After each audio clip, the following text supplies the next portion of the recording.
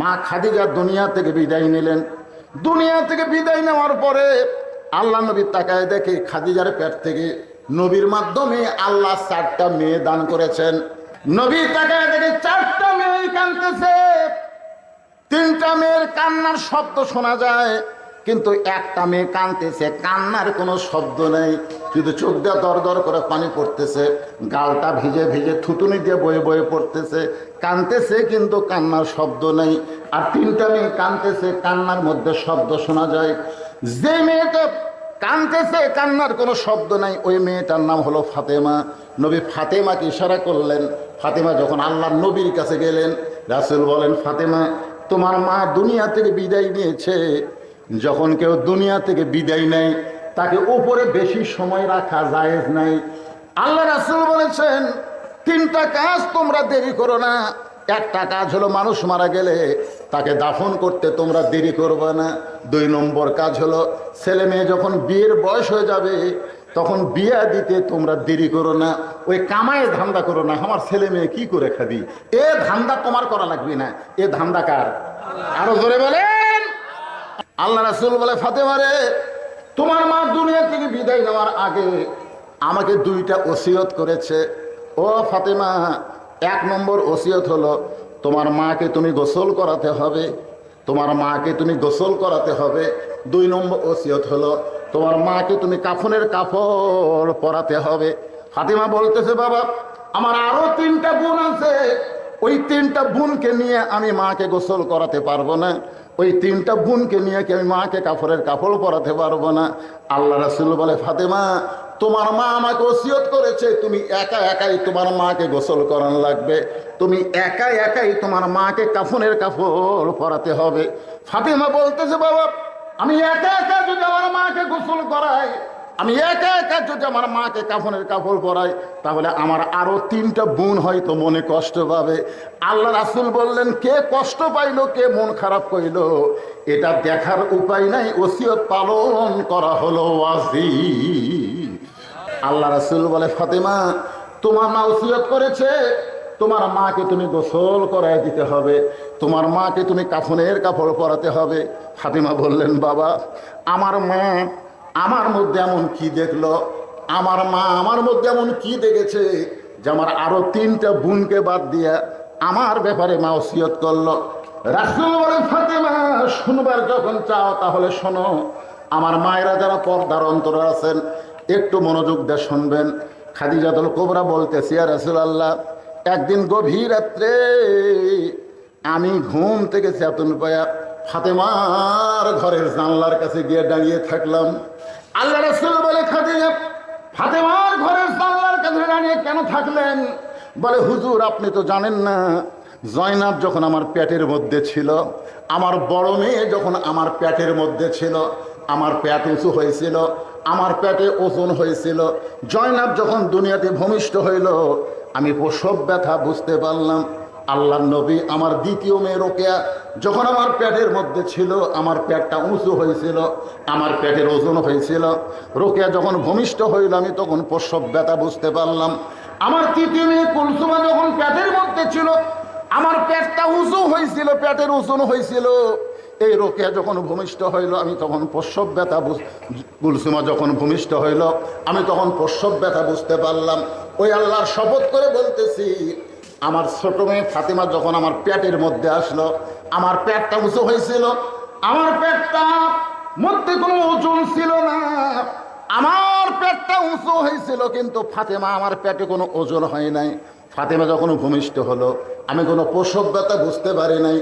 ধাত্রী ছাড়া আমার মেয়ে ফাতেমা যখন দুনিয়াতে আসলো, আমি খাদিজা নজর করে দেখি ফাতেমা তার কচি 2টা হাত দিয়া তার ইজ্জত এভাবে ঢেকে দুনিয়াতে জন্ম নিয়েছে।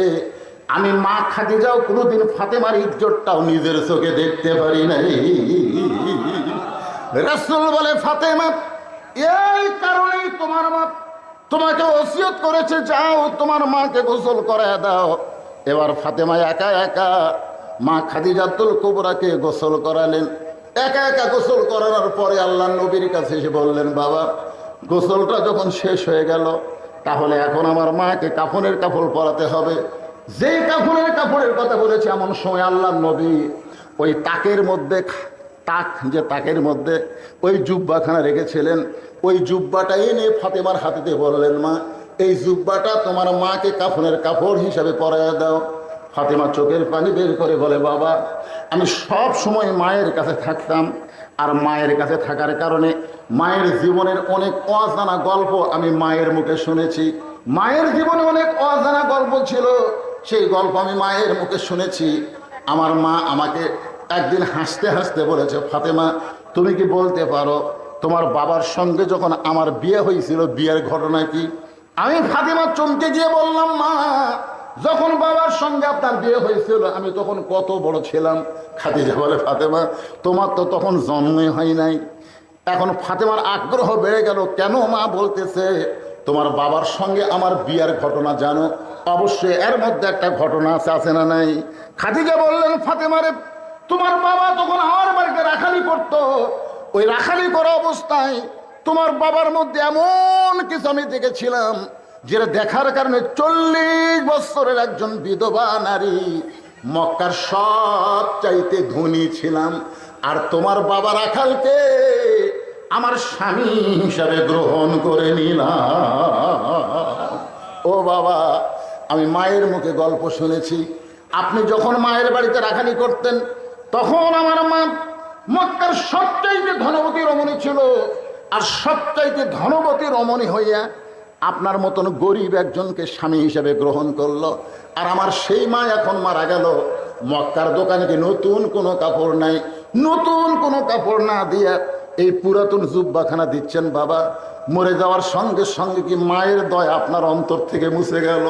সঙ্গে সঙ্গে নবী ছোট বাচ্চার মতন কান্দে আর বলে, ফাতেমারে এই জুব্বা আমি তোমার মাকে দিচ্ছি না, এই জুব্বা তোমার মা আমার কাছে চেয়েছে। ফাতেমা বললেন, বাবা এই পুরাতন জুব্বার মধ্যে এমন কি আছে যেটার কারণে আমার মা আপনার কাছে চাইছে? আল্লাহ রাসূল বলে, ফাতেমা এই জুব্বা সাধারণ কোনো জুব্বা নয়, এই জুব্বার সঙ্গে আল্লাহর কোরআনের সম্পর্ক রয়েছে।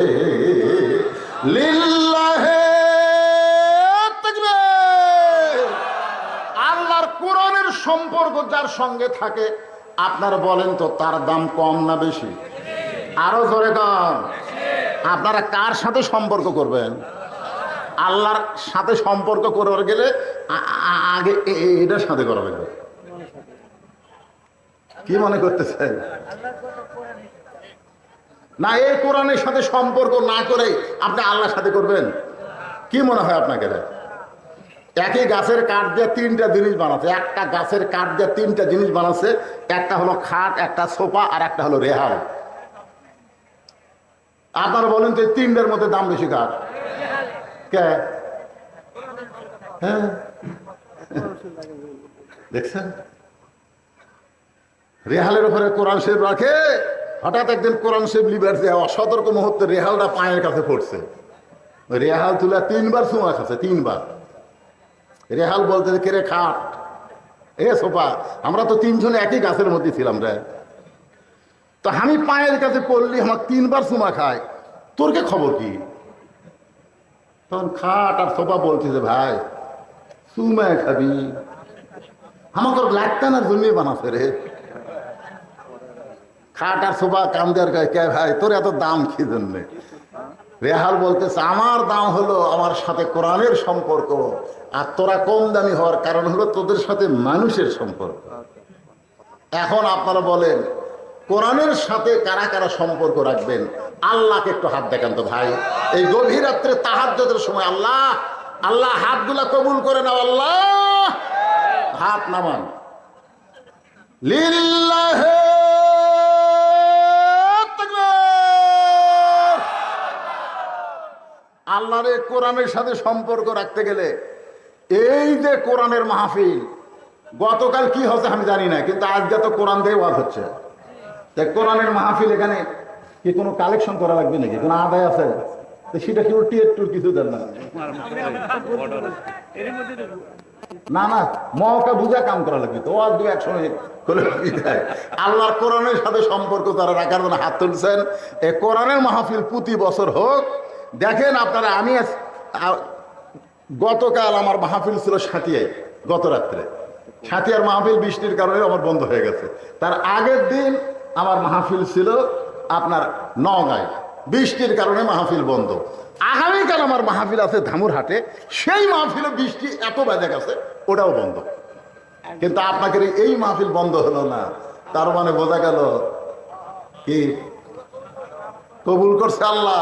তো কবুল করা মাহফিলে আল্লাহর কোরআনকে ভালোবেসে এই কোরআনের মাহফিলের জন্য যাদের বাপ মা কবরে গেছে, বাপ মা যাদের কবরে গেছে, জুব্বা কাপড়ের কাপড় পরায়া যখন দরজা খুলছে, এমন সময় নবী তাকায় দেখে ফাতেমা মুস্কি মুস্কি হাসতেছে। আপনার বলেন তো, মাকে কাফনের কাপড় পরানোর পরে যদি মেয়ে দরজা খুলে মুস্কি মুস্কি হাসে, নবী চমকে গিয়ে বলে, ফাতেমা কানতে কানতে তুমি জুব্বা নিয়ে মাকে কাফনের কাপড় পরাতে ঢুকলা, আর হাসতে হাসতে কেন দরজা খুললা? ফাতেমা বলতেছে, বাবা কানতে কানতে কেন ঢুকলাম এটাও আপনি জানেন, হাসতে হাসতে কেন দরজা খুললাম এটাও আপনি জানেন। রাসূল বলে, ফাতেমা কানতে কানতে তুমি ঢুকলা এটা আমি জানি, কিন্তু হাসতে হাসতে দরজা খুললে এটা আমি জানি না। এ কথার দ্বারা বোঝা গেল আল্লাহর নবী না জানাইলে জানে। কথা কয় না কেন? আল্লাহর নবী গায়েব জানে? এক বাক্যে আকীদার প্রশ্ন, ঈমানের প্রশ্ন, নবী গায়েব জানে? গায়েব জানে? জানে না। মা ইয়ানতিকু আনিল হাওয়া ইন হুয়া ইল্লা ওয়াহয়ুহা। রাসূল বলেছেন, আমি যা জানি তোমরা তা জানো না, আমিও জানি না যতক্ষণ আল্লাহ আমাকে না জানায়। তাহলে সব কিছু জানে কে? আরো জোরে কন, যারা বলতেছেন না ভিতর কি গোজামিল ঢুকছে নাকি? গোজামিল এখন কতগুলো আমাদের বাবাও গায়েব জানে, বাবাও গায়েব জানে। ঠাস করে বাবার কাছে ছল মারছে মুড়ি, তে বাবা কয় কে রে মাল্লিকা, তুই বলে গায়েব জানিস, তো ছল মারমো জানিস না? এরকম কিছু ভণ্ড আপনার দয়া বাবার দরবারেতে কেউ ফিরে না খালি হাতে। ও আ ও আ, একটু মনোযোগ দিয়ে শোনেন। রাসূল বলে, ফাতেমা কানতে কানতে ঢুকেছো এটা আমি জানি, কিন্তু হাসতে হাসতে দরজা খুললা এটা আমি নবী জানি না। ফাতেমা বলতেছে, বাবা আমি আগে মনে করেছিলাম আপনি ভিতরেও জানেন বাইরেও জানেন, কিন্তু আজকে বুঝতে পারলাম আপনি জানেন না, কি জন্য হাসতে হাসতে দরজা খুললাম। ওগো বাবা আপনি কি শুনতে চান? রাসূল বলে, শুনবো মানে 100 বার শুনতে চাই। ফাতেমা বললেন, বাবা তাহলে শোনেন, আপনার ওই জুব্বা নিয়ে আমি যখন আমার মাকে কাফনের কাপড় পরাবার গেছি, ইয়ানজুরু বিনুরিল্লাহ, আমি নূরের নজর করে দেখি আমার মায়ের শরীরে আল্লাহ তাআলা জান্নাতের পোশাক পরায়া দিছে। আমি আপনার জুব্বাখানা আমার মায়ের শরীরে কোনো মতো পেঁচায়া হাসতে হাসতে দরজা খুললাম, সঙ্গে সঙ্গে নবী বসে মাটির উপরে হাত দিয়া ছোট বাচ্চার মতন কাঁদতেছে। ফাতিমা বলে, বাবা আমার মায়ের শরীরে জান্নাতের পোশাক পরার খবর শুনে আপনি কেন কাঁদতেছেন? আপনি কি খুশি হতে পারেন নাই? তারা একজন মা আমার 500 টাকা দান করেছে। আল্লাহ মায়ের দানকে আল্লাহ আপনি কবুল করেন। আল্লাহ রাসূল বলেন, ফাতিমা শোনো, এই কান্না আমার দুঃখের কান্না নয়, এই কান্না হলো আমার জীবনের সবচাইতে আনন্দের কান্না। কারণ দুনিয়াতে কেউ যখন আমাকে নবী বলে স্বীকার করে নাই, সর্বপ্রথম যিনি আমাকে নবী বলে স্বীকার করেছে সেই মহিয়সী নারী তোমার মা, আমার দরদের বিবি খাদিজা। আল্লাহু আকবার। সর্বপ্রথম আমাদের নবীকে নবী বলে কে স্বীকার করছে? কথা কয় না, কে স্বীকার করছে? খাদিজা নবীর কে? নিজের বউ হইয়া নবী স্বীকার করা, এটা কি মনে করতেছেন? তিনটা জিনিস খেয়াল করবেন। 1 নম্বর হলো, বড় ডাক্তারের বইয়ের সিজার লাগে না। যারা বড় বড় ডাক্তার তারা কোনোদিন বউরে সিজার করায় না, কারণ সিজার করলে বাচ্চারও ক্ষতি, মায়ের ক্ষতি। 2 নম্বর হলো, মৌলানার বাড়ির কোনোদিন মিলাদ লাগে না। 3 নম্বর হলো পীরের বউ কোনোদিন মুরিদ হয় না। আপনারা খেয়াল করে দেখবেন, পীরের বউ কোনোদিন মুরিদ হবে না। কারণ পীরের বউ জানে আমার পীর মাঝে মধ্যে মুরিদের বউয়ের দিকে চোখ মারে, এই লুচ্চার হাতে কে মুরিদ হবি। তাহলে 1 নম্বর কি, বড় ডাক্তারের বইয়ের কি লাগে না, সিজার লাগে না। মৌলানার বাড়ির কি লাগে না, মিলাদ লাগে না। আর পীরের বইয়ের মুরিদ হওয়া লাগে না। কিন্তু প্রথম মুরিদ হয়েছে বউ খাদিজাতুল কুবরা। আল্লাহর নবীর কাছে নবী বলে স্বীকার করে কলেমা পড়েছে, বলেন সুবহানাল্লাহ। এই জন্য যাকে তাকে অন্ধভাবে মানা যাবে না, একজনকেই অন্ধভাবে মানতে হবে, তিনি হলেন আমাদের নবী। যেই নবী সম্পর্কে আল্লাহ বলেন লাকাদ কানা লাকুম ফি রাসূলিল্লাহি উসওয়াতুন হাসানা। একটু মনোযোগ দেন, মা খাদিজাকে আল্লাহ নবী নিজের হাতে কবরের ঘরে নামায় দিচ্ছেন, 2 চোখ দিয়ে দর দর করে পানি পড়তেছে। আবু বকর বলে রাসূলুল্লাহ, এমন করে যদি আপনি কাঁদেন তাহলে দুনিয়ার উম্মতেরা কেমনে সহ্য করবে। রাসূল বলে আবু বকর, আমি যখন খাদিজাকে কবরের মধ্যে নামাইতেছি আমি তখন নবী না, আমি কাঁদতেছি একজন হতভাগ্য স্বামী হিসাবে। আবু বকর, তোমরা কেউ জানো না যে খাদিজাকে আমি কবরের ঘরে নামাই, এই খাদিজা কোনোদিন আমি নবী ছাড়া ঘুমাই নাই।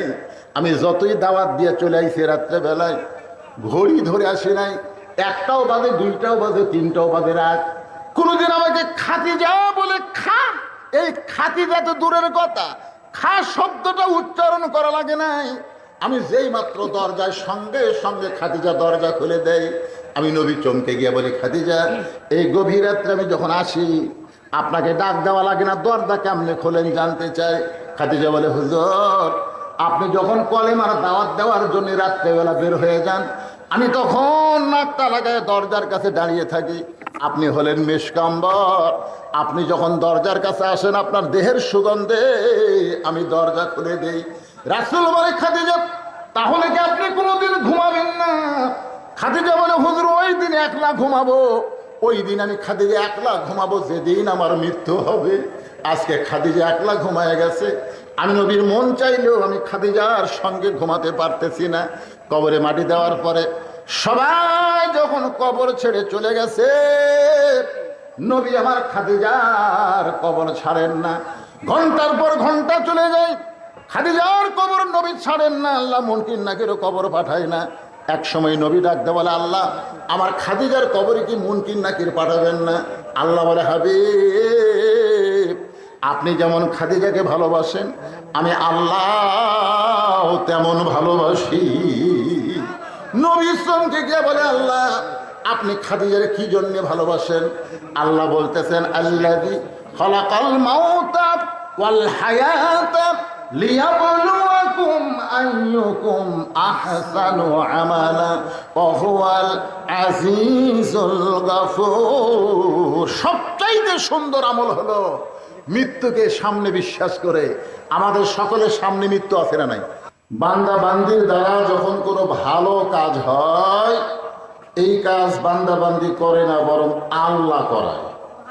আপনারা বলেন তো, এই কোরআন কারিমের মাহফিলে বসা এটা ভালো কাজ না খারাপ কাজ? তাহলে এই ভালো কাজ কি আমরা করলাম না আল্লাহ করালো? তাহলে আমরা বিশ্বাস করতে পারি আমরা যত বড়ই পাপী হই না কেন, এই মুহূর্তে আল্লাহ আমাদের উপরে রাজি আছেন। আল্লাহ যদি রাজি না থাকতো আমাদেরকে মাহফিলের বাহিরে রাখতো, রাস্তায় রাখতো, খাওয়া দাওয়ার মধ্যে রাখতো। কিন্তু আল্লাহ ওই সকল জায়গায় না রেখে এখানে যাচাই করে বাছাই করে কোরআন কারিমের মাহফিলে জান্নাতের বাগানে আমার সামনে জিনাদেরকে আল্লাহ কবুল করেছেন। আমি আমার অন্তরের অন্তঃস্থল থেকে আপনাদের সবাইকে শুভেচ্ছা জ্ঞাপন করছি। সম্মানিত মা বোনেরা, পর্দার অন্তরালে বসে বসে যারা আলোচনা শুনতেছেন, আমি তাদেরকে শ্রদ্ধা জ্ঞাপন করে এই মুহূর্তে জানতে চাচ্ছি আপনারা সকলে কেমন আছেন? আলহামদুলিল্লাহ রাব্বিল আলামিন। যে আল্লাহ শারীরিক সুস্থতা, মানসিক প্রশান্তি, সুবহানাল্লাহ বলেন। কোরআন কারিমের মাহফিলে বসলে শরীর যদি অসুস্থ থাকে মনের মধ্যে আল্লাহ একটা প্রশান্তি দান করে। দরকার সুবহানাল্লাহ।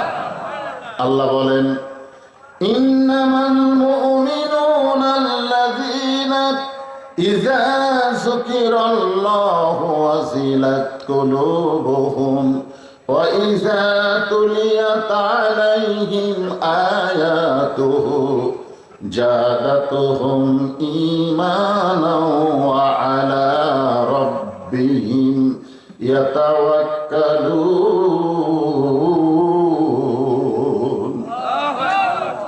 যদিও আমাদের অনেকের শরীর অসুস্থ হয়, তারপরেও যদি কোরআনের মাহফিলে বসি, এই কোরআনের কারণে আল্লাহ তাআলা সুস্থতা দান করে দেয়।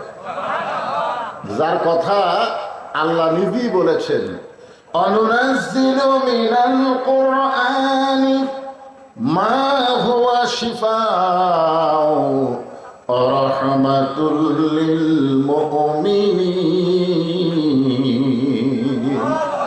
যারা মুমিন হবে তাদের জন্য আল্লাহর কোরআন শিফা, রোগ মুক্তি এবং রহমত স্বরূপ আল্লাহ নাজিল করেছে। বলেন সুবহানাল্লাহ। সেই কোরআনের মাহফিল আল্লাহ তাআলা আমাদের কবুল করেছেন।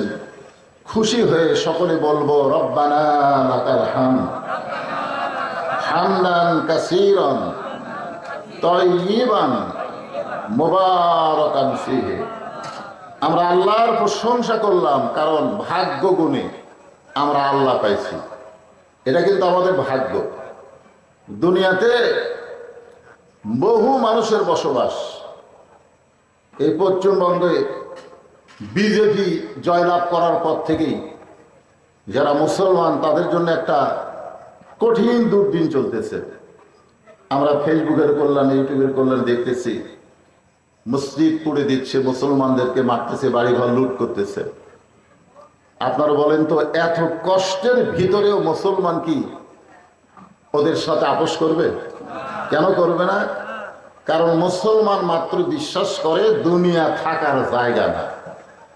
এখানে আমরা এসেছি যাওয়ার জন্যে। জোরে কোন কিসের জন্যে? যাওয়ার জন্যে তো আমরা এসেছি, থাকার জন্যে।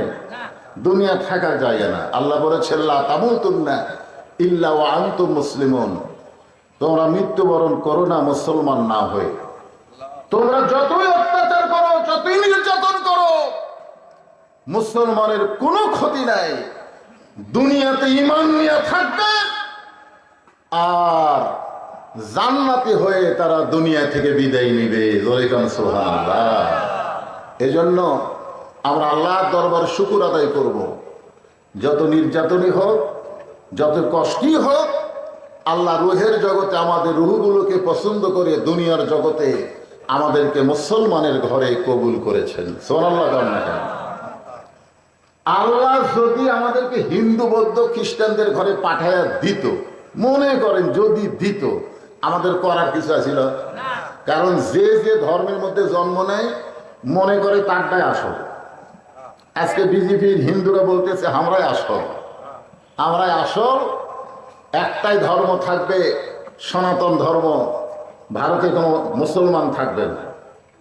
কোন ধর্ম আসল, কোনটা ভেজাল, এটা কে জানে? এটা মানুষ জানে না, আল্লাহ জানে। জোরে কোন কে জানে? তাহলে আল্লাহ যদি এখানে ডাইরেক্ট বলে দেয়, আল্লাহ এই কোরআন শরীফ দিয়ে ডাইরেক্ট বলে দিল, অমাইয়াবতাগি গায়রাল ইসলাম দীনান ফালাই ইউকবালা মিনহু। আল্লাহ বলতেছেন, ইসলাম ছাড়া অন্য কোন ধর্ম কেউ যদি গ্রহণ করো, আল্লাহ বলেছেন কখনোই তা কবুল করা হবে না। ইন্না দীনা ইনদাল্লাহিল ইসলাম। আল্লাহর কাছে একমাত্র মনোনীত ধর্মের নাম কি? কথা বলে। তাহলে আমরা জন্মসূত্রে সেই মুসলমানের ঘরে জন্ম নেওয়াতে আপনারা কি খুশি হচ্ছেন না বেজার হচ্ছেন? কষ্ট হবে। মুসলমানের ঘরে মুসলমান হয়ে যদি আপনি বাঁচতে চান, আপনার কষ্ট হবে। কিন্তু যদি বাতিলের সাথে আপোষ করেন, তাহলে হয়তো দুনিয়াবি কষ্ট কম হবে, কিন্তু মরার সময় বেঈমান হয়ে মরা লাগবে। তা আপনারা কোনটা চাচ্ছেন? বাতিলের সাথে আপোষ করে বেঈমান হয়ে মরবেন, না হকের উপরে কষ্ট করে মুসলমান হয়ে দুনিয়া ছাড়বেন? কোনটা? হ্যাঁ, এই জন্য আল্লাহর দরবারে শুকর গুজার করি যে আল্লাহ শুধু আমাদের মুসলমানের ঘরে মুসলমান হিসেবে কবুল করে নাই, আল্লাহ আমাদেরকে বিশ্ব নবীর উম্মত হিসাবে কবুল করেছে, বলেন সুবহানাল্লাহ। শুধু বিশ্ব নবীর উম্মত হিসাবে আল্লাহ কবুল করে নাই, হিদায়াত স্বরূপ আল্লাহ তাআলা আমাদেরকে একটা কিতাব দিয়েছেন, যার মধ্যে কোনো ভেজাল নাই, যার মধ্যে কোনো ধোঁকা নাই, যার মধ্যে কোনো সন্দেহ নেই। সুবহানাল্লাহ। হয় না? এই যে তাফসীরুল কোরআন কি লিখছে, তাফসীরুল কোরআন মাহফিল, এই কোরআনের মধ্যে কোনো সন্দেহ আছে? আপনাকে কি মনে হয় সন্দেহ আছে? এই কোরআনে কোনো ভেজাল আছে? এই কোরআনে কোনো ধোঁকা আছে? সেই কোরআনের সূরা মুলুক থেকে একটা আয়াত আপনাদের সামনে আলোচনা হবে। অত্যন্ত গুরুত্বপূর্ণ কথা, মনোযোগ দিয়ে আপনাদের শুনতে হবে। আল্লাহ বলতেছেন, আল্লাযী খালাকাল মাউতা ওয়াল হায়াতা লিয়াবলুয়াকুম আইয়ুকুম আহসানু আমালা ওয়া হুয়াল আজিজুল গফুর। দেখেন এখানে আল্লাহ কি বলতেছেন, আল্লাযী খালাকাল মাউতা ওয়াল হায়াতা। আগে আল্লাহ মৃত্যুর কথা বললেন, তারপরে জীবনের কথা বললেন। আমাদের হিসাবে আল্লাযী খালাকাল হায়াতা ওয়াল মাউতা, আমাদের হিসাবে এটাই আল্লাহর বলা দরকার ছিল যে আমি জীবন এবং মৃত্যু সৃষ্টি করছি। কিন্তু আল্লাহ তাআলা এইটা না বলে আল্লাহ বলতেছেন আমি মৃত্যু এবং হায়াতকে সৃষ্টি করেছি। আগে আল্লাহ মৃত্যুর কথা বলার কারণ হলো আমাদের সবচাইতে নিকটতম যেই জিনিস তার নাম কি? সবাই বলতেছেন না, যারা ইয়ং জেনারেশন, যুবক যারা, তারা ধান্দা করতেছে না, মৃত্যু তো আমাকে নিকটে নাই, মরণ যদি আসে আমার দাদাক ধরিবে আগে, তারপরে আমার বাপ, সিরিয়ালে আমি 3 নম্বরে আছি, আমার তো নিকটে না, আমার অনেক দূরে। কোরআনের আয়াত অনুযায়ী বিশ্বাস করে বলতে হবে আমাদের সবচাইতে নিকটতম জিনিসের নাম কি? সবাই বলেন। আচ্ছা, এখানে কোনো যুবক আছে এমন যেই যুবক বলতে পারে হুজুর আমি এখান থেকে উঠে বাড়িতে যাবার পার বই? এরকম এক একটা কেউ আছেন যে সিনা টান করে খাড়া হয়ে বলেন তো হুজুর আমার বাড়ি সবচাইতে নিকটে ওই 4 মাথার ওই সাইডে, আমি বাড়ির যাবার পার বই, এখান থেকে উঠে বাড়ির যাওয়ার পারবো, এই কথা বলার গ্যারান্টি যদি না দিবার পারি তাহলে এত মশান মারতেছি কেন? হ্যাঁ, কোরআনের মাহফিল বাদ দিয়ে রাস্তা ঘুরতেছি, খাবার দিলে তারপরে যাব, এই মশান মারতেছেন কেন? যে কোনো সময় মৃত্যু হবে। এই জন্য আল্লাহ বললেন মৃত্যু এবং হায়াতকে আমি সৃষ্টি করেছি, তোমাদের সবচাইতে নিকটতম জিনিসের নাম হলো মৃত্যু। আল্লাহ রাসূল বলেন মৃত্যু তোমাদের কত নিকটে এটা আমি বুঝেছি আমার দরদের বিবি খাদিজাতুল কুবরা। একদিন গভীর রাত্রে আল্লাহ নবী ঘুম থেকে চেতন পাইছে। মৃত্যু আমাদের কত নিকট একটু খেয়াল করেন। আল্লাহ রাসূল ঘুম থেকে চেতন পাওয়ার কারণ হলো খাদিজাতুল কুবরা নবীর দরদের বিবি। এই জন্য দরদের বিবি বললাম, যতদিন মা খাদিজা জীবিত ছিলেন ততদিন রাসূল দ্বিতীয় কোনো বিয়ে করেন নাই। আজকে আমাদের বাংলাদেশে কোনো মৌলবি দ্বিতীয় বিয়ে করে ফেসবুকে আবার কি করে, পোস্ট করে, আমি চরিত্র ঠিক রাখার জন্য দ্বিতীয় বিয়ে করছি। সেইটা নিয়ে গোটা বাংলাদেশ ভাইরাল। আরে মৌলানা তুই দ্বিতীয় কর, তৃতীয় কর, তো ভাইরাল করা লাগবে কেন? বিয়া ভাইরাল করার জিনিস আপনার কন্ত? এমনি তো বাংলাদেশের মানুষ মৌলবিক দেখা পারে না, ও আবার ভাইরাল মেরে দিছে। আল্লাহ নবীর সুন্নাত, যতদিন মা খাদিজা জীবিত ছিলেন ততদিন রাসূল দ্বিতীয় কোনো বিয়ে করেন নাই। আপনারা জানেন যখন নবীর বয়স 25 বছর তখন মা খাদিজার বয়স হলো 40 বছর। তাহলে 25 বছরের একটা তরতাজা যুবক 40 বছরের একজন বয়স্কা নারীকে বিয়ে করলেন, আর সেই নারী যতদিন জীবিত ছিলেন ততদিন রাসূল দ্বিতীয় কোনো বিয়ে করেন নাই। প্রয়োজনে আপনি দ্বিতীয় বিয়ে করতে পারেন, কিন্তু দ্বিতীয় বিয়ে করা সুন্নত নয়। দ্বিতীয় বিয়ে করা কি নয়? সুন্নত নয়, এক বিয়ে করা হলো সুন্নত, একটা বিয়ে করা হলো সুন্নত। প্রয়োজনে আপনি করতে পারেন, কিন্তু সেটা আবার এত ভাইরাল করার দরকার কি? কোনো গল্পই নাই, একটাই গল্প, খালি হুজুর বিয়ে করছে, দ্বিতীয় বিয়ে করছে, তাও প্রথম বউ আবার গর্ভবতী বাচ্চা হওয়ার গেছে, আর এই সুযোগে দ্বিতীয় বিয়ে মেরে দিছে। একটু মনোযোগ দিয়ে শোনেন। মা খাদিজা গভীর রাত্রে আল্লাহ নবীর ডান হাতখানা বুকের মধ্যে নিয়ে ছোট বাচ্চার মতন ফুপায় ফুপায় কাঁদতেছেন। রাসূল বলে, খাদিজা, দুনিয়ার সবাই ঘুম পাড়ে, আমি নবীও ঘুম পাড়ি, কিন্তু আপনি কেন কাঁদেন? খাদিজা বলতেছে, ইয়া রাসূলুল্লাহ, আপনি না ঘুমাইলে আমি কোনোদিন ঘুমাই না। সুবহানাল্লাহ, বুঝতে পারছেন? খাদিজা বলতেছে, ইয়া রাসূলুল্লাহ, আপনি না ঘুমাইলে আমি খাদিজা কোনোদিন ঘুমাই না। তো আল্লাহ রাসূল বললেন, আমি না ঘুমাইলে আপনি ঘুমান না কেন? বলে, আমি না ঘুমানোর কারণ হলো বিবাহের সময় আপনার চাচা যখন আপনার দুই হাত আমার হাতে তুলে দিয়ে বললেন, মা, আজ থেকে এই এতিমের দায়িত্ব আমি তোমাকে দিয়ে দিলাম। সুবহানাল্লাহ না কেন? দুনিয়াতে আমরা যারা বিয়ে করছি, এখানে যত আমরা বিয়ে করছি, দেখবেন বইয়ের হাত স্বামীর হাতে তুলে দেয়, দেয় না? চাচা হোক, বাবা হোক, খালু হোক, অভিভাবক যাই থাকে, বইয়ের হাত এনে স্বামীর হাতে তুলে দিয়ে বলে, বাবা, আজ থেকে আমার মেয়েকে তোমার হাতে তুলে দিলাম। এটাই কিন্তু নিয়ম। কিন্তু আল্লাহ রাসূলের সাথে যখন মা খাদিজার বিয়ে হয়, তখন নবীর হাত, খাদিজার হাত নবীর হাতের উপর তুলে দেওয়ার কেউ ছিল না, বরং নবীর চাচা আবু তালেব আল্লাহ নবীর দুইটা হাত খাদিজার হাতে তুলে দিয়ে বললেন, শিশুকালে মইরা গেছে মা, গর্ভে থাকতে মরছে পিতা, নবী চোখে দেখলেন না, কে করিবে লালন পালন, কে দিবে সান্ত্বনা, এই দুনিয়ার বড় এতিম নবী ছিলেন একজনা।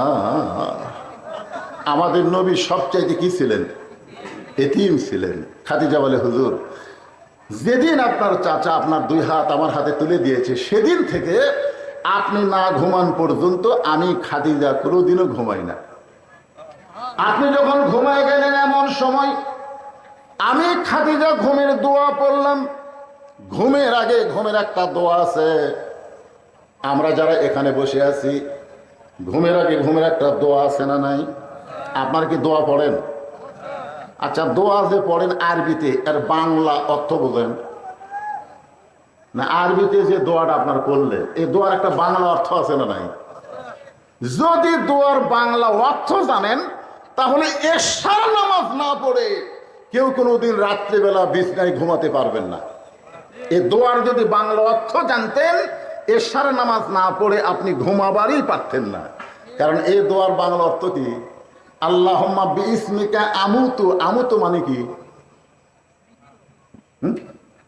আমি আল্লাহর নামে মরে যাচ্ছি নামাজ না পড়ে। আপনি যে আল্লাহর নামে মরে যাচ্ছেন এশার নামাজ না পড়ে মরেন, এশার নামাজ না পড়ে মরেন, তারপরে চাপাত কিভাবে লাগাই বুঝবেন? কিরে যুবক, কথা হয় না? এই ঘুমের বাংলা জানি না তো আরবিতে কই অর্থ সাহাই হয়। খাদিজা বলতেছে, ইয়া রাসূলুল্লাহ, আল্লাহুম্মা বিইসমিকা আমুতু। এই আমুতু শব্দ যখন উচ্চারণ করেছি, সঙ্গে সঙ্গে আমার দুইটা চক্ষু বন্ধ হয়ে যায়। আমার দুইটা চক্ষু যখন বন্ধ হয়, আমি তখন দেখতে পাই আমার সামনে অন্ধকার কবর। এই দুনিয়ার বাড়ি ঘর একদিন হইয়া যাবে পর, যাইতে হবে অন্ধকার কবর। এটা কখন মনে হবে? চোখ বন্ধ করেন, চোখ বন্ধ করেন, চোখ বন্ধ করে সবাই খেয়াল করেন। এ দুনিয়ার বাড়ি ঘর একদিন হইয়া যাবে পর, যাইতে হবে অন্ধকার কবর। খালি যদি মনে করে এই দুনিয়ার বাড়ি ঘর ছাড়া ছুড়া যাইতে হবে অন্ধকার কবর। ওই ব্যক্তি দুর্নীতি করবি? ওই ব্যক্তি মানুষের টাকা মারা খাবি? ওই ব্যক্তি কোনোদিন হুঙ্কার মারবি আমার চিনিস? আমি কার দল করি তুই জানিস? এ কথা কোনোদিনও বলবে না, কারণ প্রত্যেকটা ধাপে ধাপে, প্রত্যেকটা নিঃশ্বাসে নিঃশ্বাসে তার হায়াতকে অতিক্রম করে সে কবরের দিকে হাঁটতেছে। জোরে কোন কথা ঠিক কিনা কথা বলে? কিন্তু ওই কবরের কথা তো মনে করে না, খালি বারবার উপর দিকে দেখে। উপর দিকে কি দেখেন ভাই? হয় 6 তলার ভিত দিছি হুজুর, 6 তলার ভিত দিছি। ওই 6 তলার ভিত দিছে, 3 তলা কমপ্লিট হচ্ছে, রড বার করে থুছি। দোয়া করেন হুজুর 6 তলা যেন করবার পারি। দোয়া করেন হুজুর, হুজুরের কাছে দোয়া চাচ্ছে 6 তলা করবি। 2 কান্দে 2 ফেরেশতাকে, আল্লাহ এই শয়তানের কান্দ তুমি থাকবো না। এর কান্দ থেকে লেখমো কি? যেই লোকটা যাওয়ার জন্য দুনিয়াতে এসেছে, আনলি সেই লোকটা থাকার জন্য বারবার খেলে উপর দিকে দেখতেছে। এ তো মানুষ না, এই শয়তান হয়ে গেছে। তোর কথা কর না কেন? এই মানুষ আছে, এই পুরা শয়তান হয়ে গেছে। আর কান্দ থেকে লেখবো কি?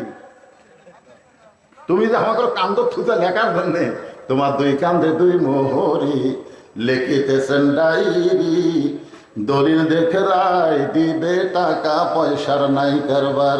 কিরামান কাতিবিনা ইয়ালামুনা মা তাফআলুন।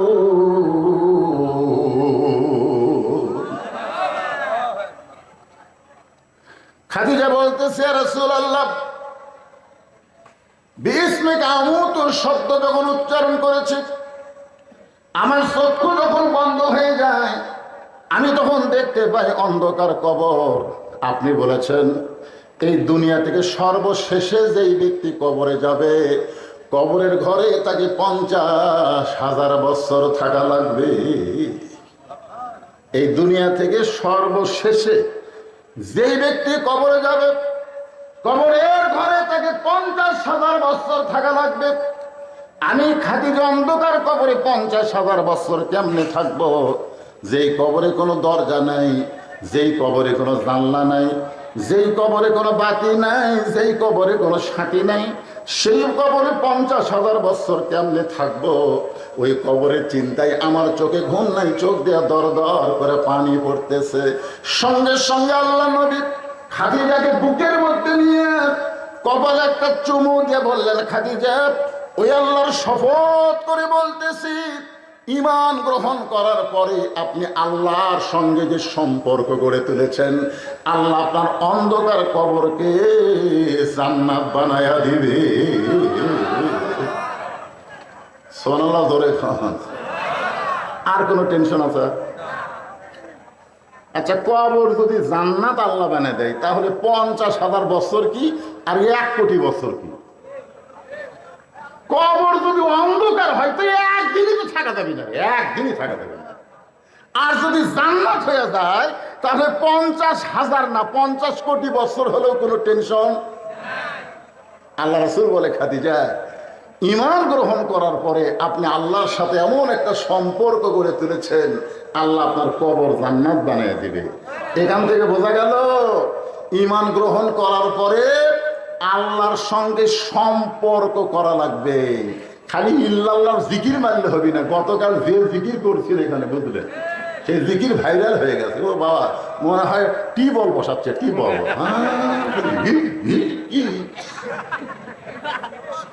মনে হয় টিউবওয়েল বসাচ্ছে। আগে শ্যালো বসাচ্ছিল না, শ্যালো বসা না। কি মনে কষ্ট দিচ্ছে? ঈমান গ্রহণ করার পরে আল্লাহর সঙ্গে সম্পর্ক করতে গেলে আল্লাহর ইবাদত করতে হবে। ঈমানকে রক্ষা করতে গেলে 1 নম্বর যে ইবাদত করা লাগবে, যে ইবাদত না করলে ঈমানই থাকবে না, সেই ইবাদতের নাম হলো নামাজ। আপনারা বলেন তো, যার নামাজ নাই তার ঈমান আছে? 4টা হাদিস বলি। 1 নম্বর হাদিস হলো লা সালাতা লা ঈমানা, যার নামাজ নাই তার ঈমান নাই। 2 নম্বর হাদিস হলো লা সালাতা লা দীনা, যার নামাজ নাই তার ধর্মই নেই। 3 নম্বর হাদিস হলো বাইনাল আবদি ওয়াল কুফরি তরকুস সালাত। বান্দার কাফেরের মধ্যে পৃথক করার জিনিসটার নামই হলো নামাজ। যারা নামাজ পড়বে তারা হবে আল্লাহর বান্দা, আর যারা নামাজ পড়বে না এরা হলো কাফের। মান তারাকা সালাতু মুতাম্মিদান ফাকাত কাফারা। ইচ্ছা করে একটা ওয়াক্ত নামাজ বাদ দেয়, তবারক পাক করতে চান করেন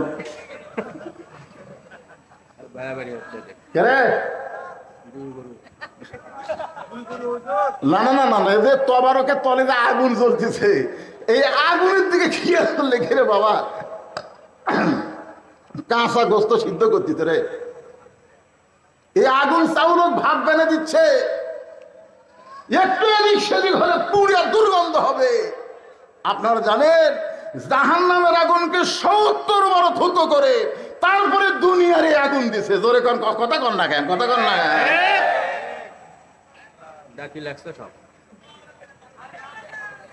মনে কষ্ট নিলে হবে না, কারণ আল্লাহর ওলির মাদারে ওলি এমনি এমনি হয় না, আল্লাহর সঙ্গে সম্পর্ক করার কারণেই তো আল্লাহর ওলি হচ্ছে। জোরে কোন কথা ঠিক কিনা? আল্লাহ রাসূল বলে খাদি আজকে ভারতের মসজিদ পুড়ে দিচ্ছে, মসজিদে আগুন লাগা দিচ্ছে, মুসলমানের ঘর বাড়িতে দোকানদারি সব জায়গাতে অত্যাচার করতেছে। আপনার কি মতে মুসলমান কি ভগবান ভগবান করতেছে? এ কথা কর না কেন, কি তার আল্লাহর প্রতি কোটি মারতেছে।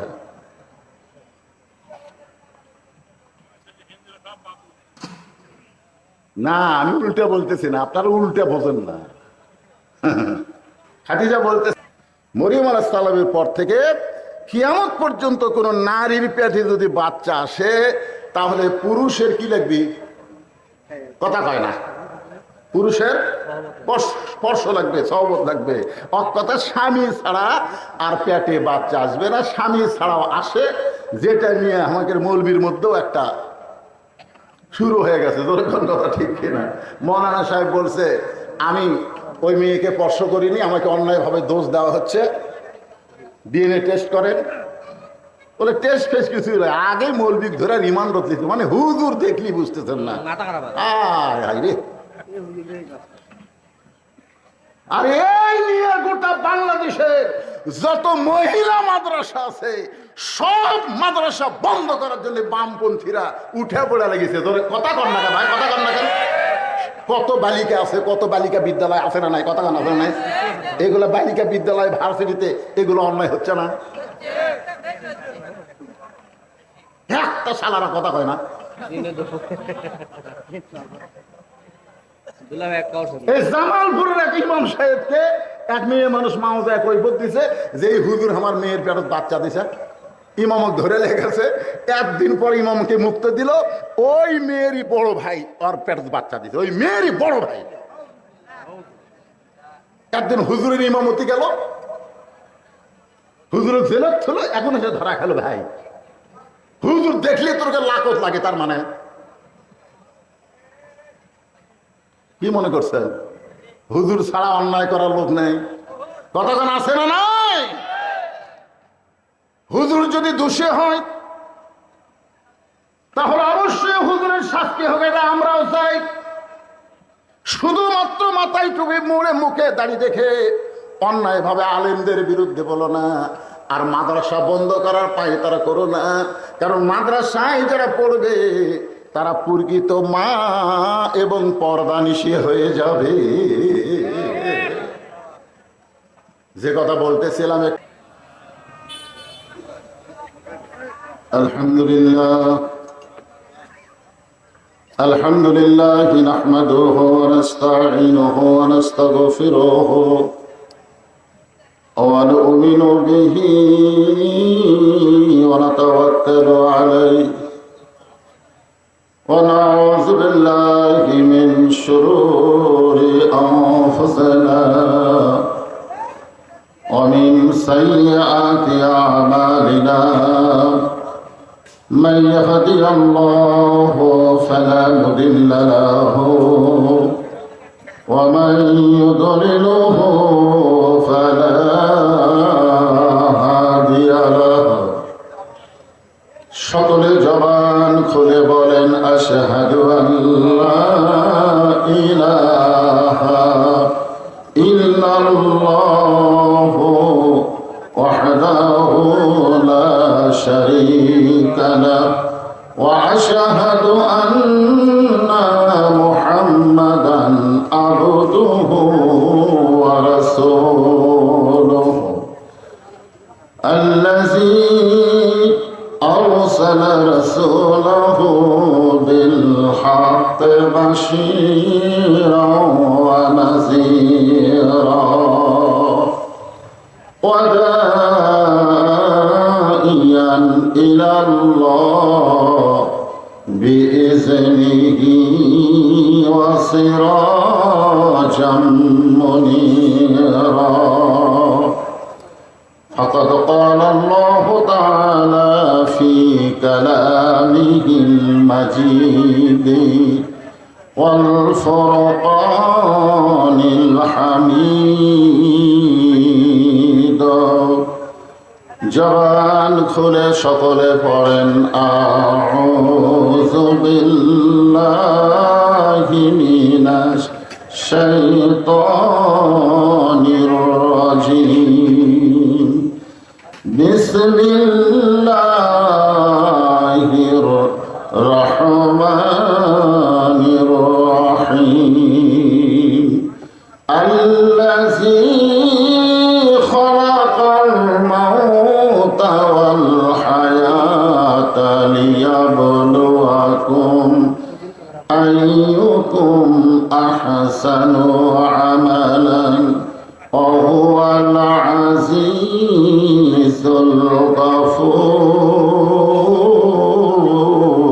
الغفور إن الله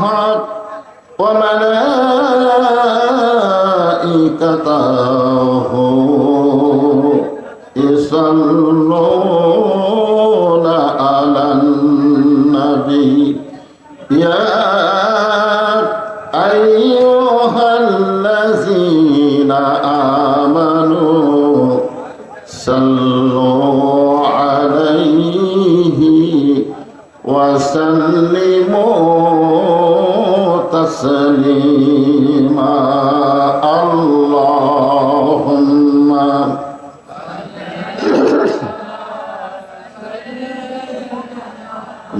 مولانا محمد وعلى آله سيدنا شفيعنا উহুদের ময়দানে রাসূল ভেঙেছো দান দান তথা ফিরে কেছো এ জমিনে ইসলাম উহুদের ময়দানে রাসূল ভেঙেছো দান দান তথা ফিরে কেছো এ জমিনে ইসলাম ভুলে গেছি মোরা সে রাসূলের বিধান ভুলে গেছি মোরা আল্লাহরই কোরআন নামেতে শুধুই মুসলমান সাল্লাল্লাহু আলা মুহাম্মদ সাল্লাল্লাহু আলাইহি ওয়াসাল্লাম সাল্লাল্লাহু আলা মুহাম্মদ সাল্লাল্লাহু মশরিকে হুব্বে মুহাম্মদ সকলে বলি সাল্লাল্লাহু আলাইহি ওয়াসাল্লাম मतलाए दीवानी माँ मतलाए खुर्शीद शिकास सीनाए सुजानी माँ बलबल उला बिकमालिही कशाफत दुजा बिजमालिही حسنت جميع خصاله সাল্লু আলাইহি ওয়া আলিহি আল্লাহুম্মা আমিন। জান্নাতের বাগান থেকে জান্নাতি মানুষদেরকে নিয়ে গভীর রাতে আমি গুনাহগার তোমার রহমতের দরজায় দোখানা হাত তুলেছি আল্লাহ। হাসরের ময়দানে জাব্বার আর কাহার নামে রূপ নিয়া তুমি যখন বিচার শুরু করবে,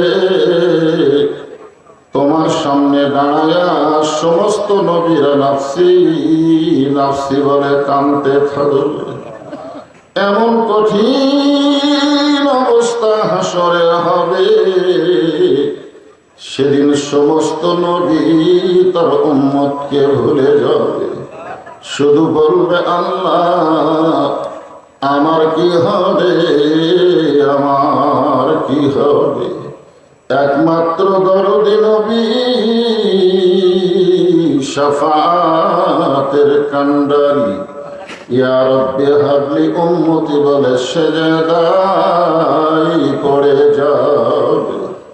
সেই কঠিন মুসিবতের সময় আজকের এই মাহফিলকে ওসিলা করে আমাদের সবাইকে রাসূলের উম্মতের কাতারে আল্লাহ কবুল করে নিও।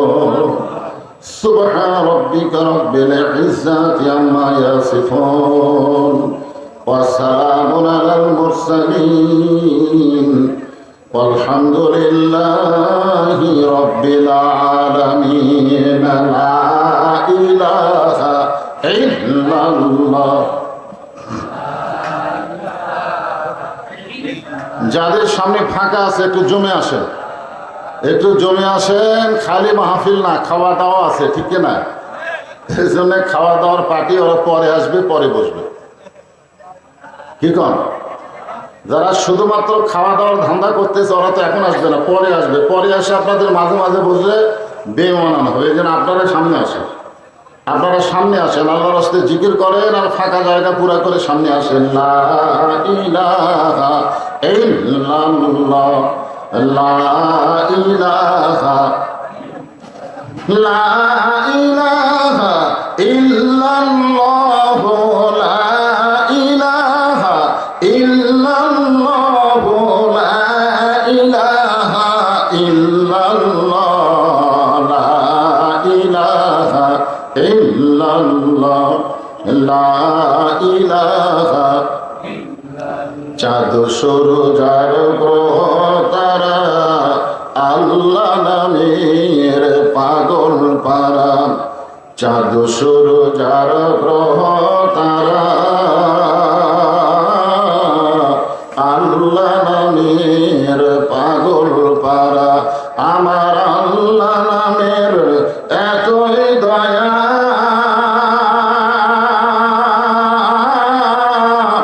আল্লাহ নামের এতই মায়া, লুকিয়ে রাখছেন হে আল্লাহ জোরে লা ইলাহা ইল্লাল্লাহ, লা ইলাহা, লা ইলাহা ইল্লাল্লাহ, লা ইলাহা ইল্লাল্লাহ, লা ইলাহা ইল্লাল্লাহ, লা ইলাহা। আপনারা যে জিকির করতেছেন, যে জিকির আপনারা করতেছেন, এই জিকিরকে কি বলা হয়? আফজালুজ জিকির লা ইলাহা ইল্লাল্লাহ। আল্লাহ রাসূল বলেছেন, কোন ব্যক্তি যদি সারা জীবন পাপ করে আর মৃত্যুর সময় এই জিকির যদি তার জবানে জারি থাকে, শুধুমাত্র জবানে জিকির জারি থাকার কারণে আল্লাহ তার জীবনের সমস্ত গুনাহ মাফ করে দেয়।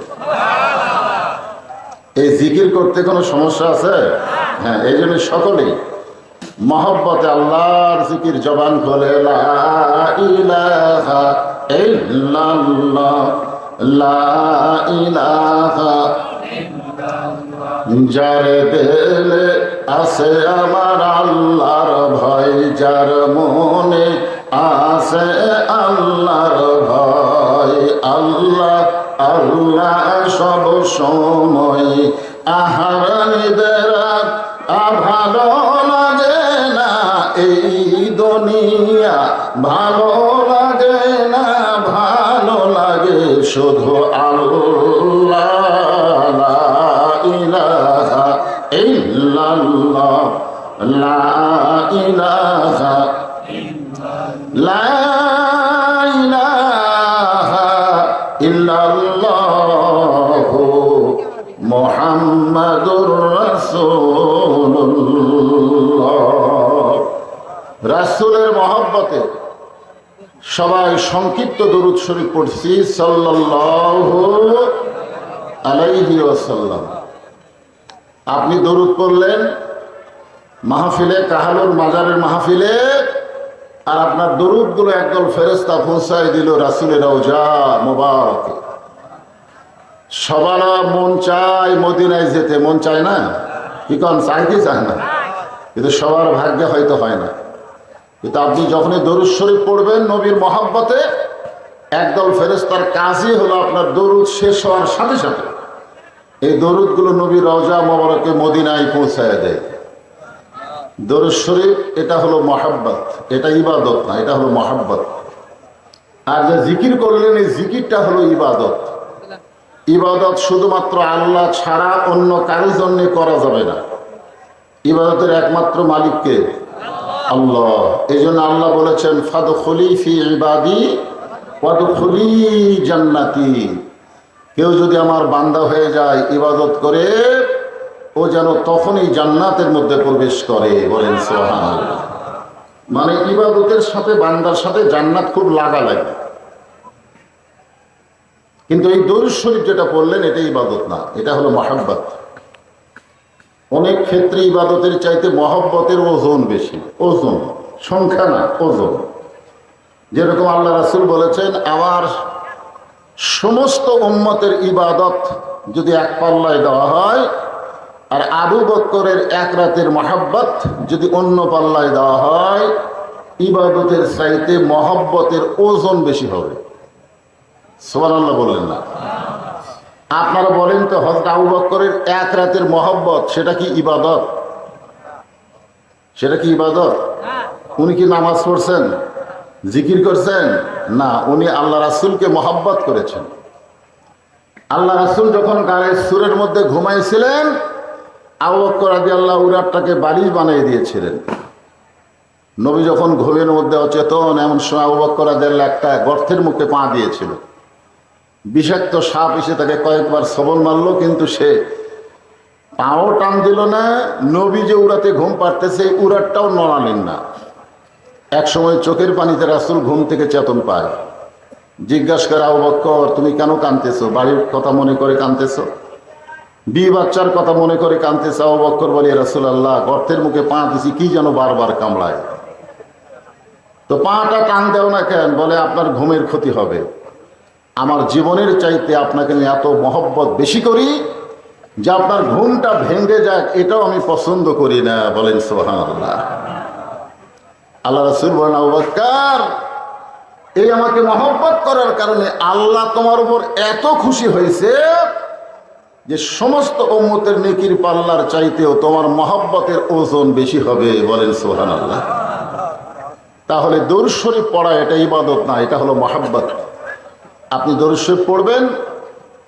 আমাদের নবী এক সময় দেখা যাবে আমাদের আর কিছুই নাই, হাসরের ময়দানে দেখা যাবে আমাদের আমল নামার মধ্যে আর কিছুই নাই। ওই সময় আমাদেরকে কে জান্নাতে নিয়ে যাবে? একটা গান শোনেন না আপনারাই? আছেন আমার মুক্তার, আছেন আমার বারিস্টার, সেই বিচারে হাইকোর্টেতে তিনি আমায় করবেন পার। আমি পাপী তিনি জামিনদার। এই তিনি মানে আল্লাহর নবী।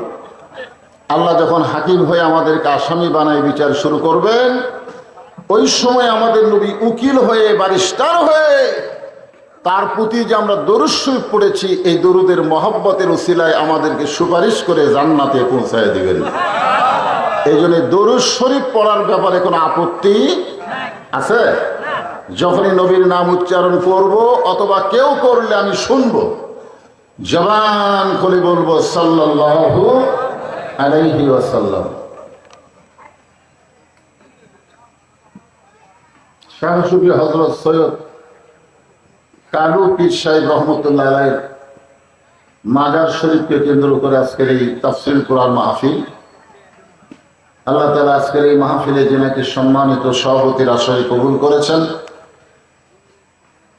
আলহাজ আব্দুল মান্নান সাহেব, আজকের এই মাহফিলের সম্মানিত সভাপতিকে অন্তরের অন্তঃস্থল থেকে আমি শুভেচ্ছা জ্ঞাপন করছি। আজকের এই মাহফিলের সম্মানিত প্রধান অতিথি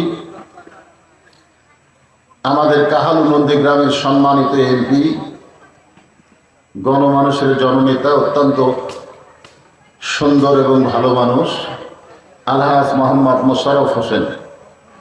আজকের এই মাহফিলের সম্মানিত বিশেষ অতিথিবৃন্দ, সম্মানিত অতিথিবৃন্দ, সম্মানিত সুধীজন, সম্মানিত ওলামায়ে কেরাম, সম্মানিত বক্তাগণ, আমার সামনে যারা বসে আছেন, যিনাদেরকে আল্লাহ দয়া করে, রহম করে, মেহেরবানি করে আজকের এই জান্নাতের বাগানে কবুল করেছেন। আমি যেই বললাম কবুল করেছেন তখন আপনাদের বলা লাগতো সুবহানাল্লাহ। কারণ কখনোই মনে করবেন না যে আপনি নিজের ইচ্ছায় এখানে এসেছেন, এটা কখনোই মনে করবেন না, কারণ এটা সাধারণ কোনো জায়গা না। যতক্ষণ পর্যন্ত এখানে কোরআন হাদিসের আলোচনা হবে ততক্ষণ পর্যন্ত এই জায়গাটার নাম হবে রিয়াজুল জান্নাহ। আর রিয়াজুল জান্নাহর মধ্যে মন চাইলে আসা যায় না, এখানে আসতে গেলে একটা যোগ্যতা লাগে। জোরে কোন কি লাগে? আর এই যোগ্যতার কথা বলেছেন আল্লাহ। আল্লাহ পবিত্র কালামুল্লাহ শরীফে ইরশাদ করেন, মা সাবাকা মিন হাসানাতিন ফামিনাল্লাহ। ওসিয়ত পালন করা কি? তাহলে মরার আগে ওসিয়ত করা দরকার আছে না নাই? কথা কয় না রে, আমরা মরবো না, সবাই মরবো না, তাহলে মরার আগে ওসিয়ত করার দরকার আছে না নাই? এক নম্বর ওসিয়ত হলো আপনারা মরার আগে ওসিয়ত করবেন, আমি মরে গেলে কোনো বেনামাজি যেন আমার কবর না করে। দেখছেন দেখছেন, আর কথা কয় না। এবারে এই কথাটা কি খুবই খারাপ কথা? হোহা কর না কেন, হোহা কর না কেন? মরা লাগবি না? আল্লাযী খলাকাল মাউতা ওয়াল হায়াতা লিয়াবলুয়াকুম আইয়ুকুম আহসানু আমালা। আজকের ওয়াজি হচ্ছে সুন্দর আমল, সুন্দর আমলের পরীক্ষা হবে। তো মরার পরে সুন্দর আমল কি? বিড়ি খেয়ে কবর খোঁড়া? আপনারা হয়তো বলবেন, হুজুর আমাকে কবর খোঁড়ার লোক করা ছাড়া নাই। এটা ভুল কথা। দুনিয়ার বাড়ি করতে গিয়ে দুনিয়ার একটা বাড়ি থাকা যাবে না। সেই তিনতলা বাড়ি করতে গিয়ে যদি আপনি ভালো মিস্ত্রি খোঁজেন, কেরে বাড়ি ঘর করতে, ভালো বাড়ি করতে গিয়ে তিনতলা চারতলার ভিত দিয়ে বিল্ডিং বানাবো, ভালো মিস্ত্রি কুটি আছে রে? তখন কয় ভালো মিস্ত্রি তো একজন কাছে মুসলিম আছে রে, মুসলিম রে, ধাওয়াপাড়ার মুসলিম রে। কে তোমার উলটের লোক ধাওয়াপাড়া চালে গিয়ে উলট নেয়। দুনিয়ার বাড়ি বানাতে ধাওয়াপাড়ার মুসলিম লাগে, আর যেই কবরে 50,000 বছর থাকবেন সেই কবরের ঘর বানাতে কি ভালো ভালো মিস্ত্রির দরকার নাই? কথা তো দরকার আছে না নাই? মানেন বা না মানেন, শোনেন, তারপরে যাই খুঁড়ি খুঁড়ুক, পুকুর খুঁড়ুক না কবর খুঁড়ুক, যা করে খুঁড়ুক, এরা তো আর কবর খুঁড়তেছে না। ইমাম গাজ্জালি বলেছেন, কোন ব্যক্তি 40টা কবর খুঁড়লে সে আল্লাহর ওলি হয়ে যাবে।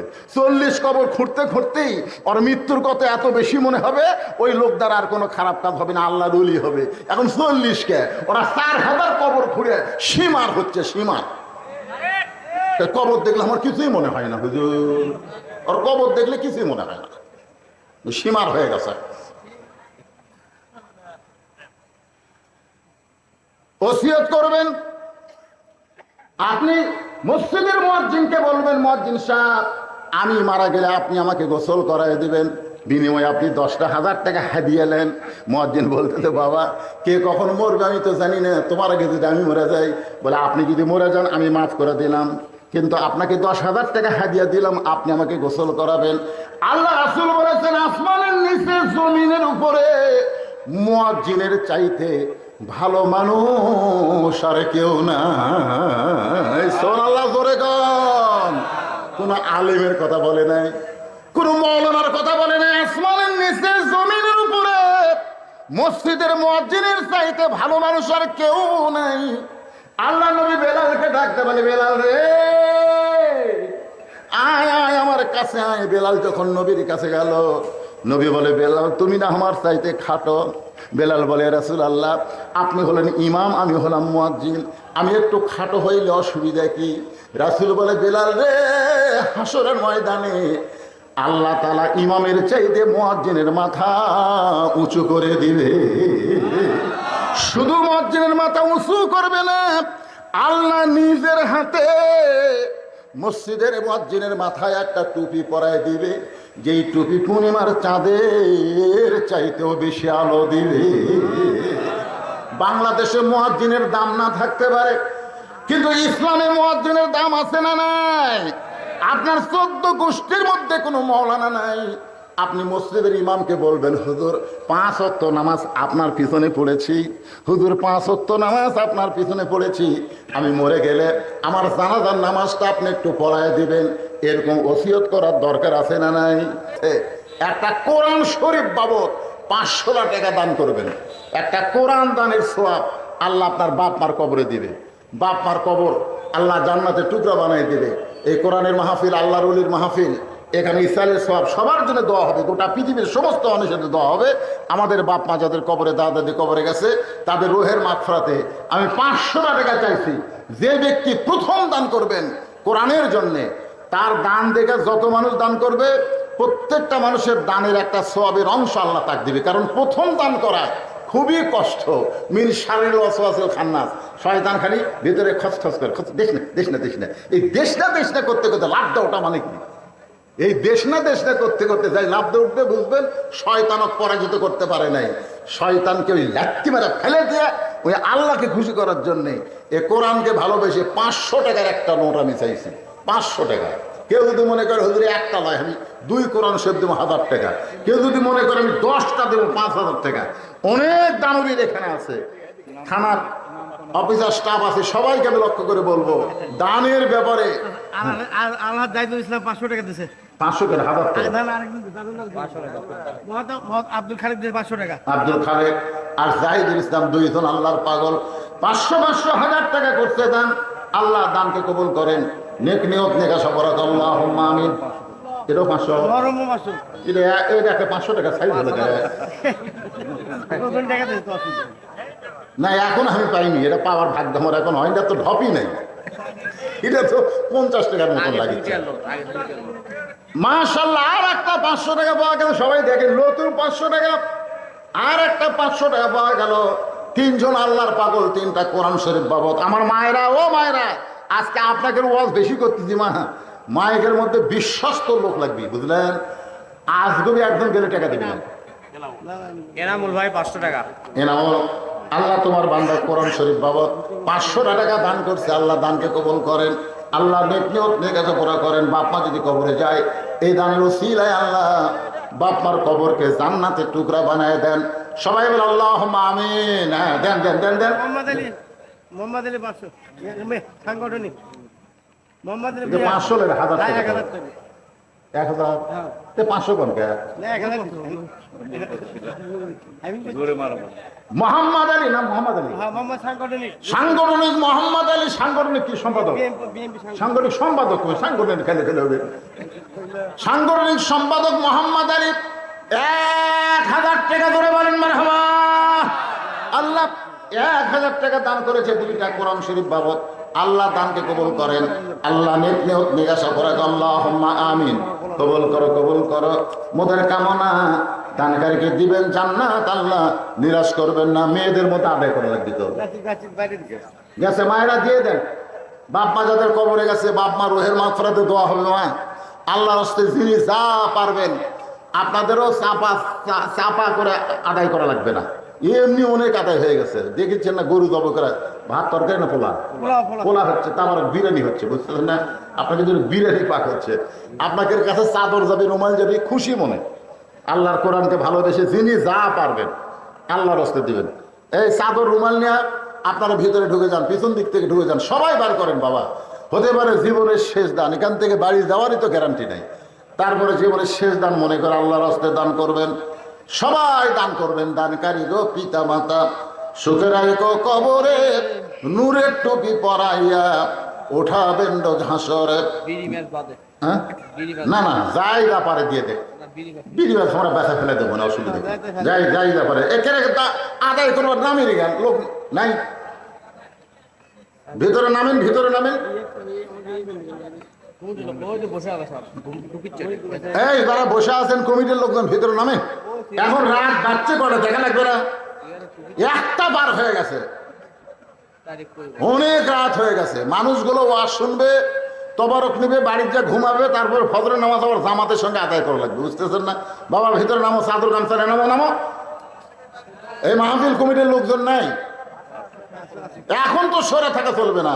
আদায়ের সময় ভিতরে আসা লাগবে, আসা লাগবে। এখন সবাই জিকির করেন লা ইলাহা ইল্লাল্লাহ, লা ইলাহা ইল্লাল্লাহ, লা ইলাহা ইল্লাল্লাহ, লা ইলাহা ইল্লাল্লাহ, লা ইলাহা ইল্লাল্লাহ, লা ইলাহা ইল্লাল্লাহ, লা ইলাহা। আল্লাহ রাসূল বলেন, ফাতেমা এই জুব্বা আমি দেইনি মা, এই জুব্বা তোমার মা আমার কাছে চেয়েছে। এই জুব্বা দুনিয়ার সাধারণ কোনো জুব্বা নয়, এই জুব্বার সঙ্গে আল্লাহর কোরআনের সম্পর্ক রয়েছে। জোরে কান সুবহানাল্লাহ। কারণ এই জুব্বা পরা অবস্থায় ফেরেশতা জিবরাইল আমার সঙ্গে কোলাকুলি করেছে। এই জুব্বাকারে হীরার মধ্যে পরা অবস্থায় কোরআনের প্রথম 5টা আয়াত আল্লাহ আমার প্রতি নাজিল করেছে। পৌরসভার বেদনা, পৌরসভার বেদানা, 500 টাকা। মা আমার বেদানা কোরআন শরীফ বাবদ 500 টাকা দান করেছে। আমার মা বেদানার দানকে আল্লাহ আপনি কবুল করেন। জোরে বলে আল্লাহুম্মা আমিন। কারণ মেয়েরা দান করলে নাম বলা লাগবে, তাছাড়া সন্দেহ বেশি, বোঝেন না যে টাকা পকেটত গেল না টেজত গেল। এই জন্য মায়েরা আপনার টাকা দিবেন, নাম শুনবেন। নাম যদি শুনবার না পান তাহলে বুঝবেন টাকা টেজত আসেনি।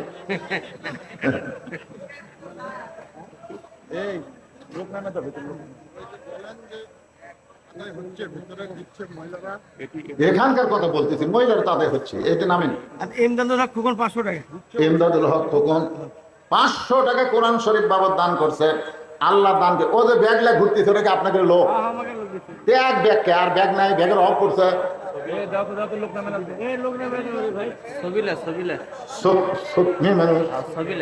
সবিলা মা আমার কোরআন শরীফ বাবদ 500 টাকা দান করেছে।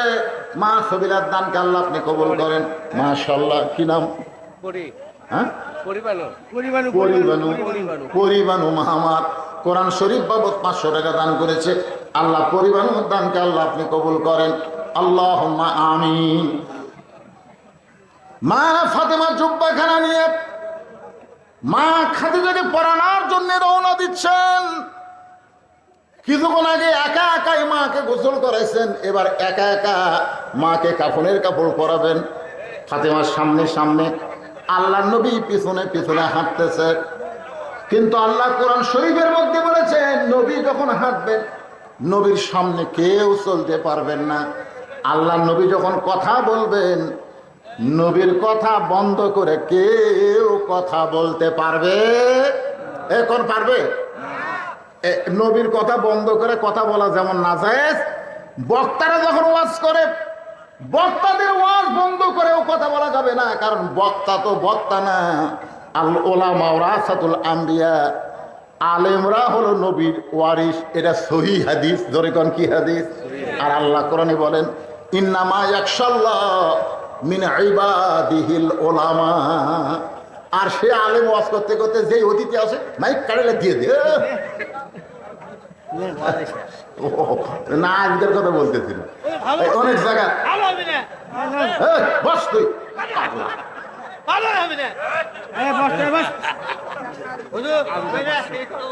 পরে বসে ওয়াজ করিস না, বস।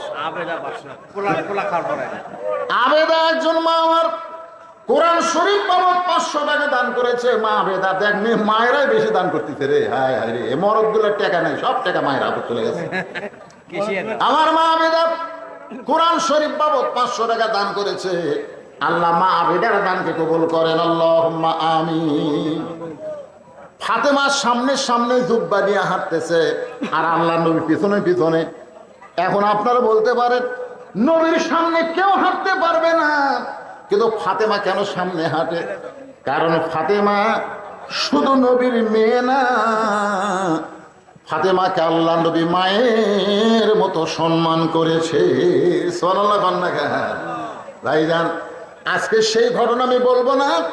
ফাতেমা ঘরের মধ্যে যখন ঢুকে গেল জুব্বা নিয়ে, এমন সময় আল্লাহ নবী দরজা বন্ধ করে দিলেন। দরজা বন্ধ হয়ে গেল। ফাতেমা জুব্বা নিয়ে খাদিজাকে কাপড়ের কাপড় পরানোর জন্য ঘরের মধ্যে ঢুকলেন। আশরাফুলের মেয়ে আসমানি, আশরাফুলের মেয়ে আসমানি কোরআন শরীফ বাবদ 500 টাকা দান করেছে। মা আসমানির দানকে আল্লাহ আপনি কবুল করেন, আল্লাহুম্মা আমিন। কিছুক্ষণ পরে ফাতেমা খাদিজার পেট থেকে নবীর মাধ্যমে আল্লাহ কয়টা মেয়ে দিছে? এই নবীর উম্মতের এই 4টা মেয়ের নাম জানেন? বড় মেয়ের নাম হলো জয়নাব। নবীর উম্মত হিসাবে নবীর মেয়ের নাম জানা আমাদের দরকার আছে না নাই? দরকার আছে না নাই? আপনি ভারতের কোনটা মুখ্যমন্ত্রী তালাপতি না কি পতি একটা হচ্ছে? আমি তালাপতি মানুষের নাম আপনি চিনবেন না, আমরা চিনি। আগে বলে সিনেমার নায়ক ছিল, এখন মুখ্যমন্ত্রী হচ্ছে। ওনার নাম ঠিকই জানেন। নবীর 4টা মেয়ের নাম নবীর উম্মত হিসাবে না জানলে নবীর সুপারিশ কেমনে পাবেন? 4টা নাম খেয়াল করুন। বড় মেয়ের নাম হলো জয়নাব। বড় মেয়ের নাম কি? মেজো মেয়ের নাম হলো রোকেয়া। মেজো মেয়ের নাম হলো রোকেয়া। সেজো মেয়ের নাম হলো কুলসুমা। আর ছোট মেয়ের নাম হলো ফাতেমা। তাহলে কয়টা মেয়ের নাম করলাম?